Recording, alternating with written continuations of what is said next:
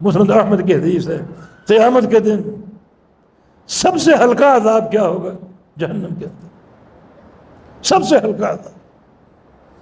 اللہ تعالیٰ ایک بندے کو جہنم سے باہر کھڑا کر دے، اس کے پاؤں کے نیچے 2 کوئلے آگ کے ڈال دے گا، جہنم کے 2 انگارے، بس باقی جسم محفوظ ہے آگ سے۔ لیکن یغلی بہما دماغ ہو، ان کوئلوں کی شدت سے اس کا دماغ کھولے گا جیسے چولہے پر ہنڈیا کا پانی کھولتا ہے۔